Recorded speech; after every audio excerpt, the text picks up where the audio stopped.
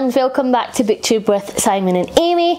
This is going to be my first mid-month wrap-up. I feel like a proper booktuber now that I'm able to do 2 wrap-ups a month as opposed to 1, because I'm actually reading a lot of books.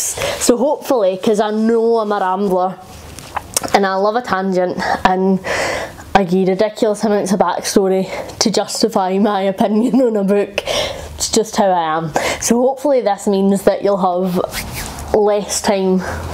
Well, you'll need to watch less of me.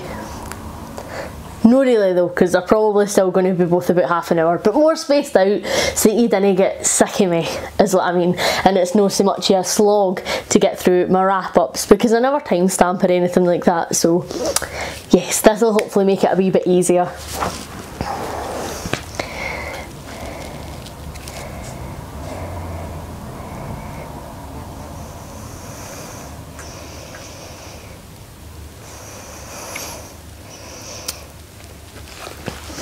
So May's been quite a good month so far for books after quite an immense April. I'm glad to be keeping up with the good books. I've been on a right wee fantasy binge really, so I've not really been reading much other than fantasy, so it's going to be quite fantasy heavy this wrap up. The first book that I need to talk about is a NetGalley book that I actually got approved for, and unfortunately I did DNF it. So it is The Doll, and I'm going to butcher the last name on this, so apologies in advance, but it's by Yrsa Sigurdóttir, and I didn't realise at the time when I had requested it, but it's actually the 5th part in a series. Just, you know, keeping up with my trend because I'm awful. But I didn't DNF it because it was the 5th part in a series. I've read a lot of reviews on it and a lot of people say that you can read them separately, as much as there's the characters sort of a crossover, every book is singular. Basically like how it would be in a thriller series as opposed to one overarching story. So you could jump into it at the 5th book like I did, but it is a horror novel. The premise is a mother and daughter are out and they are fishing and they pull up their net and there's a wee creepy doll in it. They take the doll home, the daughter really likes it, she wants to keep it, and all sorts of creepy and weird and murdery things start happening. So it's a wee bit of a supernatural horror, which is just right up my street. We love it. But unfortunately this one just wasn't for me. I think I got maybe to about 100 pages, just over 100 pages. And I just wasn't clicking with it. The writing was very disjointed for me. So the first few chapters you meet so many different characters and so many different points, and you get like a tiny wee snippet of their story, which I don't mind multi-person viewpoints. It's probably one of my favourite things, to be honest, especially in fantasy. You get a lot of that in fantasy. But I just couldn't get on board with it here. I just felt like I wasn't connecting to any of the characters because I was getting them so few and far between, and I would just maybe start to get a bit of a connection with a character and I'd just start to care about their story and then it would swap to somebody else. So it just felt really disjointed to me. I obviously haven't finished the book, so I don't know if later on all the stories sort of emerge. I would imagine so. But I couldn't get that far. It didn't feel tense at any point. There was no sense of urgency with it.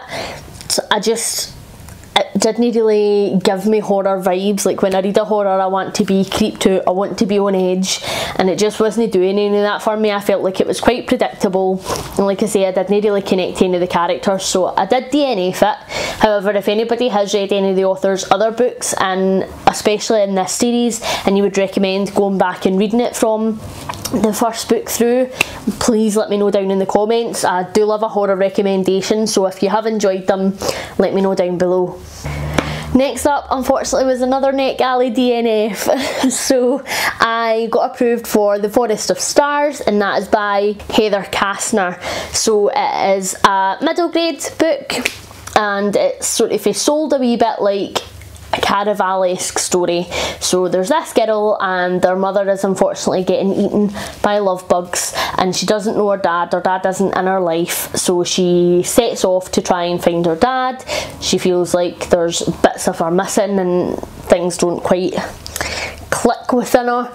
she's not quite sure where bits of her personality and some magical powers come from, and so she sets out to find her dad to basically get a wee bit of an insight as to where these bits of herself come from, and obviously, you know, find some family. She's grieving her mum, she's just passed away.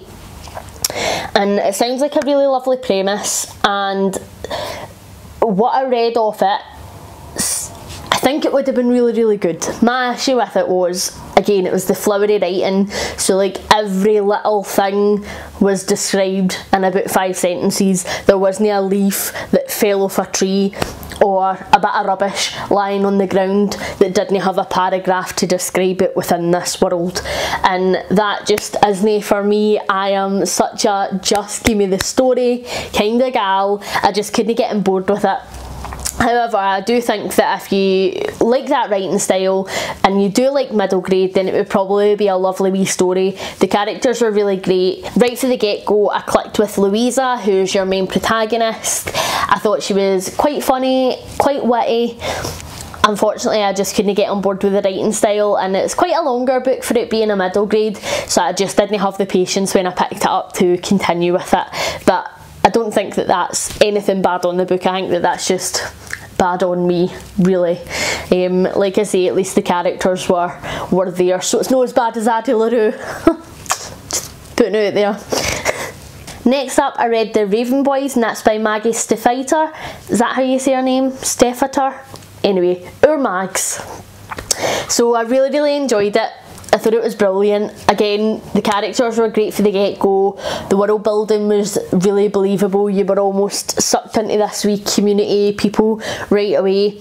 The main character, Blue, was your very typical I'm not like other girls main character. So she was annoying at times, but you know what, really lovable actually. And you meet a group of guys in this, and I just love their friendship so much. I've said before, and I'll probably say it 1,000 times again, I think that I ship friendships in books more than I ship the romantic relationships. I really love the banter, I really like the kinship between people. I just love seeing those connections, so this was just such a great book for me.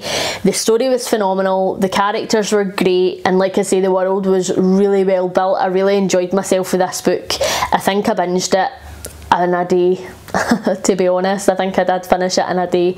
It was just so brilliant for me. I gave it a 4 stars. I would highly recommend it. And then I enjoyed it so much that I just decided to jump right into the second one. So next up was The Dream Thieves, and that's book 2 in the series. And again, it just continues right where the last book left off. The world in this one almost opens up even more for the wee community of people that you've got to know in the first book. There's just so many other strings that pull from the outside world into this wee magical group of friends. So it's really cool the way that it's done. It opens up the story for a lot more opportunities for things to go well, for things to go wrong, and there are a lot more characters coming in to our wee gang, almost for either the better or the worse. And it was just done in such an interesting way. I often feel like, especially in fantasy, when you're trying to pull other characters in or trying to pull other people in, it's almost done so conveniently. Like, oh, like this person just happens to be here at this point, alright, so they're actually a main character now. Whereas it's done so well in this that it makes complete sense. All these people are drawn to this particular town or have a connection with a particular person in our wee gang of Raven Boys. It was just done really fantastically. Again, I really enjoyed myself with the second one, and I rated it a 4 star. I think I actually enjoyed the second one a wee tiny bit more than I enjoyed the first, just because it did have a lot more characters and a lot more things happening. And controversially for me, I feel like this is a series where you don't really get all of the answers by the end of the book, so you are having to keep reading for the answers. And I know that ordinarily that would completely and utterly frustrate me. It's why I don't like crime fiction. However, I really enjoyed it in this series. Just something about the writing. It almost felt like when she was giving you a nugget of information, like I was satiated with that. And I was happy enough to continue the next book, because there's obviously this big overarching storyline and all of the sub-storylines are connected to that, but it felt like you were getting enough information that you were still moving forward in the story. So I never got that really niggly, frustrating, like, oh, just tell me, Mags, what's the script? I was actually really enjoying the suspense. Who am I? And what have I done with Amy? Because, like, I don't know who I am anymore. But it was just so brilliantly written, and honestly the characters are great. The relationship between our main cast, you've got Blue, you've got Gansey, you've got Adam, you've got Ronan, and then you've got our wee friend Noah.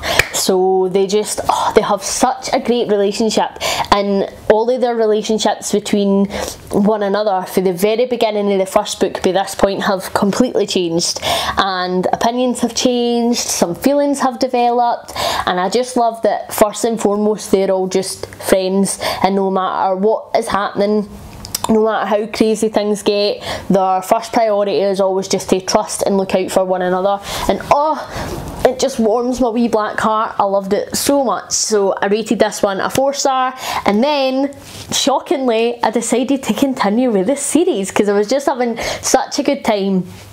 And I honestly felt with these books, I don't know if anybody else gets this, but I get this occasionally where after I've been watching a TV show for a wee while, or I've been reading a series of books for a wee while, like I just feel like the characters are my pals, and like, so I want to keep hanging out with them. And I only get that with a few things. So TV show wise, I've had it with Chuck, if anybody has seen Chuck. I felt like at the end of Chuck, I had lost my pals and I just didn't know what to do with myself.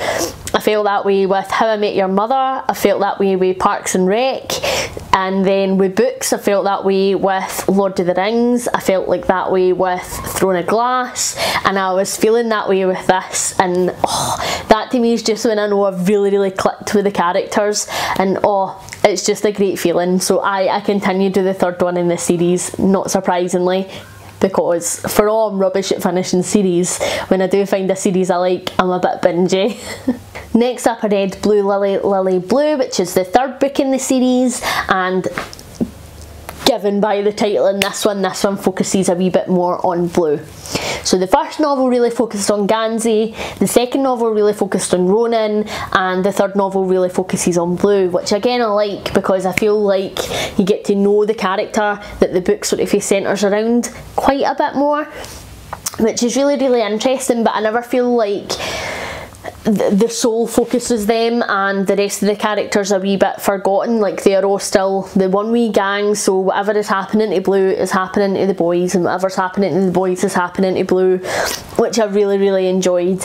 And it took a wee bit of a darker turn in this book, which I found really interesting. I mean, it's dealing with quite some heavy supernaturally stuff, so it was never a light and breezy read. But I felt like this one, the tone definitely shifted and it was a little bit darker than the other ones, which we know I love. I'm a wee bit twisted, so it was perfect for me. And again, the characters' development in this book was just brilliant. I felt like a few of the characters had really grown up, they had really matured. I found Blue a lot less annoying in this book than I did in the very first book. I felt like she had really come into her own. She was a wee bit more confident, especially when it came to her decision making and her choices. So I felt like she was less that wee insecure girl that just niggles at my patience a wee bit. She came into her own, as did a lot of the boy characters as well. I felt by this point Ronan, who in the first couple of books is a bit of a wind-up merchant, well, he still is a wind-up merchant in the end. I feel like he's really matured and you've seen a couple of other sides to him as a character and you've warmed to him a wee bit. And I felt like the topics surrounding Noah by this point as well, quite heavy stuff, but it was great. So again, I gave this book a 4 stars, and then I continued with the series. Is anybody surprised? Like, I've done so good at continuing with this series. I only planned to read the first one this year, and then I was maybe going to do like one a year, but I've binged it.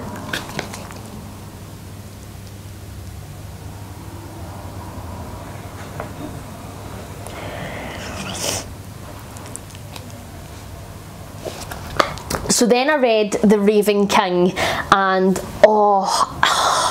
was phenomenal. So in this book you get all the questions that you've maybe had that haven't really been answered in the first 3 answered.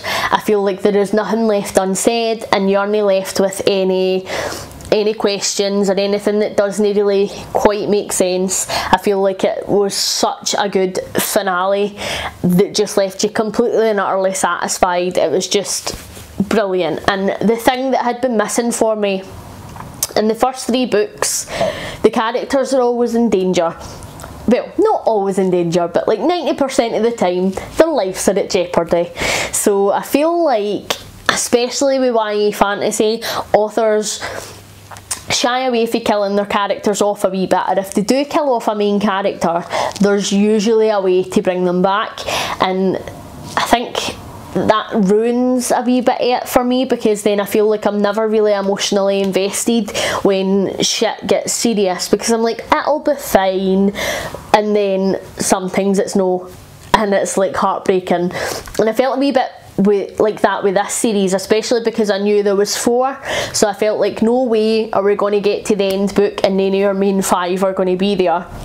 So in the previous books, when things were hitting the fan a wee bit and they were maybe in quite serious danger, I was a wee bit like, it's fine, like there's another book, so nothing bad's going to happen to them. And I lost that emotional connection with it a wee bit. I didn't get that like heart-sinking feeling that my favourite character might die.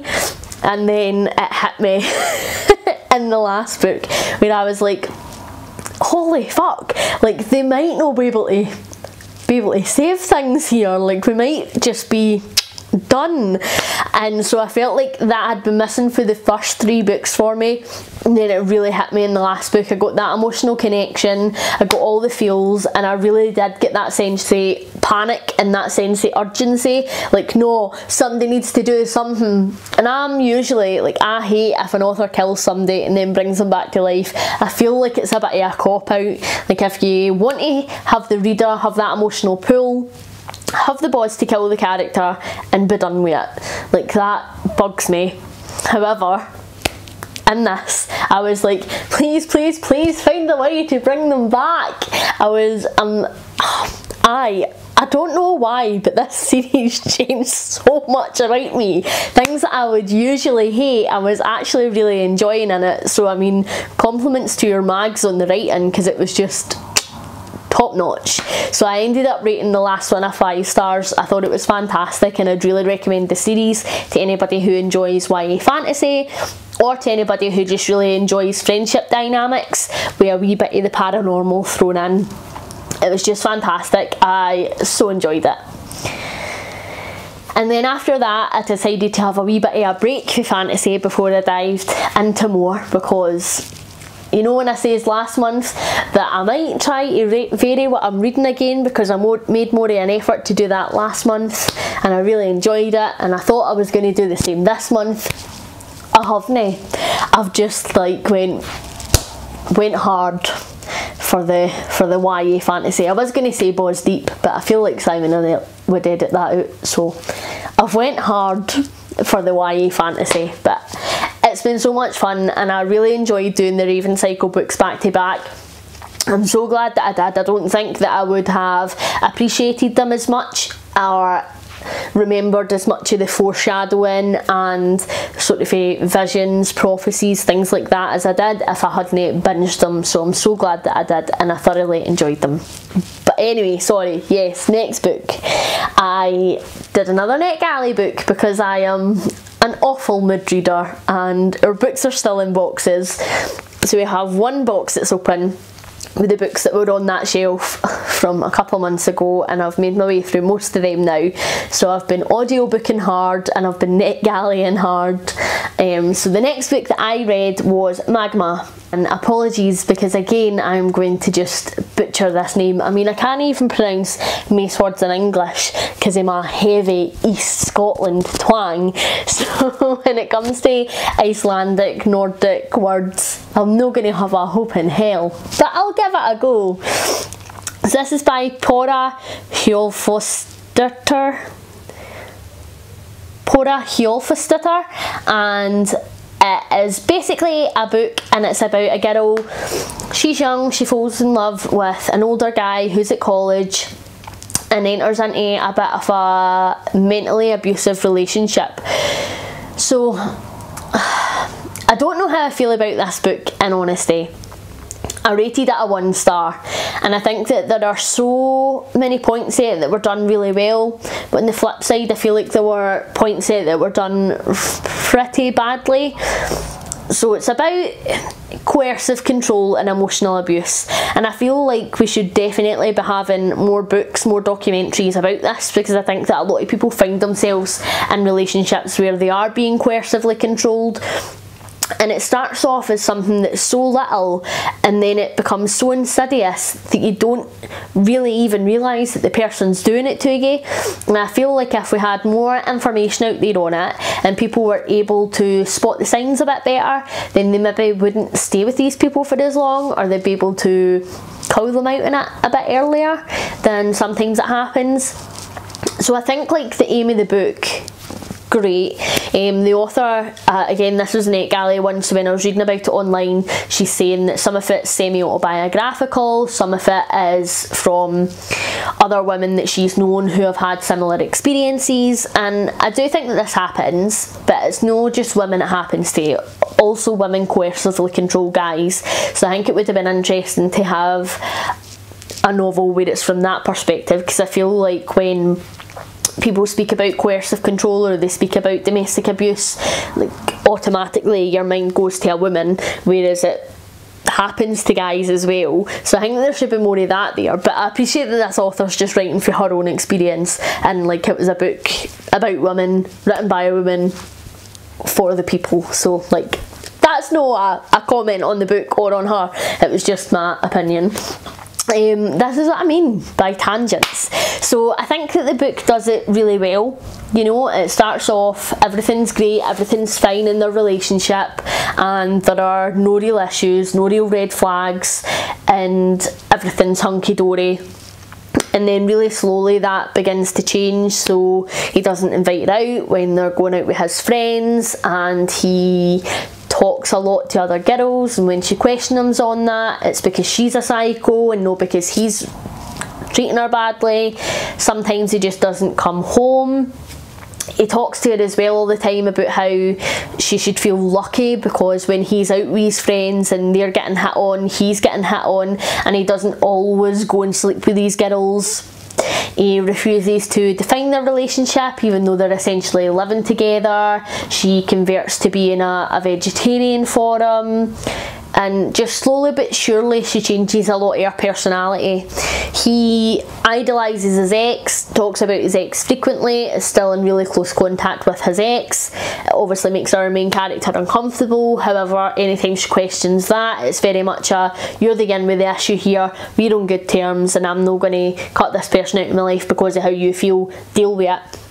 He talks about how she is rotten in bed and the other random girls that he sleeps with are so much better, and his ex is so much better, how his ex is so much smarter. So she's constantly thinking about these things in order to better herself. So she really beats herself up if she feels like she's not smart enough for him, and she pushes her boundaries to things that she wouldn't necessarily do in bed.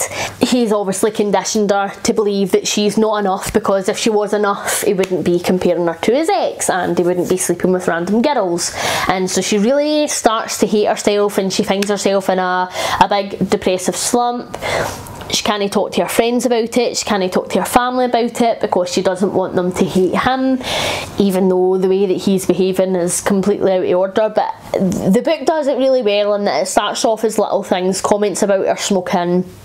Now he doesn't really like it, and comments about comparing her to this person or that person, and you can see how it changes her internal thoughts to, oh, I'm no good enough and I should be doing this or I shouldn't be doing this, based on how he thinks and feels.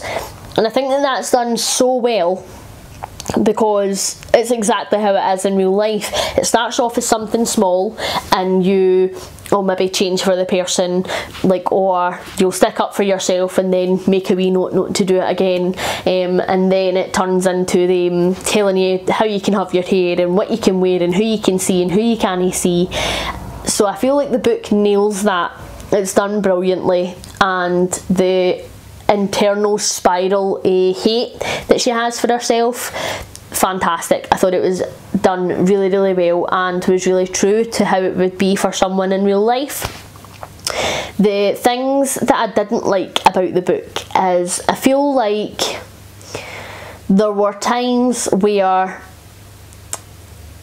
I know that she was reacting to her environment and she was reacting to her relationship, and I know that with mental health, like, it's never clear cut and not everybody is the same, but I felt like our character recognised she was depressed and recognised it was the relationship that was making her depressed, and then didn't do anything about it. She just stayed in that situation, and I get that that also happens, but I just felt like it was unrealistic for the character. So we've seen her development, and then at the end of the relationship where her mental health is at its worst and she's self-harming, she's having suicidal thoughts, she no longer really has a relationship with friends and family. I get why she wouldn't want to leave if she felt like he was everything that she had, but I felt like she had recognised by this point how awful the relationship was and that none of them were really happy. You know, she wasn't happy and she was feeling like this, and the reason she was feeling like this was a direct result of their relationship. So then for me as a reader, I think that I would have wanted is her now having come to that realisation, her getting help and, you know, sorting out her mental health and distancing herself from him, and that journey of how does she go from being this really insecure, really depressed, untrusting abuse victim to actually, no, like, I've taken charge of my life again and this is who I am, this is what I want to do, this is who I want to be, this is how I'm going to get there. And I just felt like we didn't get that. Like, it was almost like the book cut off too soon. I feel like the story could have gone there, especially with how it ended, and I'm just annoyed, I guess, that I didn't get to see that. So I felt like that was frustrating, because I feel like that would have been so inspiring to women who perhaps are in these relationships, because I certainly think that that is going to be a bit of the target audience, are women who maybe see themselves in this main character. So I think to have given them a look, listen, this is what this character did, it could have given them something to inspire to and something to have been a bit hopeful for. So I felt like if the book was maybe even just a few chapters longer and we got how the character came out of it and how she got help and maybe where she was now type of thing, I felt like that would have sold the ending more, as opposed to just having it cut off where it did. It was quite an abrupt ending for me. And then the other thing that I really disliked is I felt like the author made some pretty uncomfortable comments around gay male sexual relationships. So I'd obviously said earlier that the character does things in bed that she didn't like, that she wouldn't normally do. So basically the guy in the story forces her into anal sex. She feels like if she doesn't do it, then she's never going to win, like, better in bed than his ex status. And she just makes comments around, I don't remember the specific comment, but it was something along the lines of, like, fair enough, gay men will make do, but if you've got like a young healthy woman in your bed, then I don't understand why you would want that. Like, and I just felt like it was quite insulting to gay men, because they aren't just making do, like, they are actively attracted to other men. So that sort of rubbed me up the wrong way, no pun intended. And then as well, like, afterwards I just thought, like, well, actually there are loads of straight couples that do enjoy anal sex, and that's just, like, really quite judgmental, and we didn't kink shame here. Like, so that just didn't sit right with me, the comments that she was making. I just didn't really like the implication that a male-to-male relationship was somehow less than sexually than a straight couple's relationship. So I really didn't enjoy those comments, and like I say, the ending of the book was really disappointing for me. So I rated it a 1 star, and while I do appreciate we need more literature and we need more information on and stories about people's experiences with coercive control, I just felt like this was not a great one.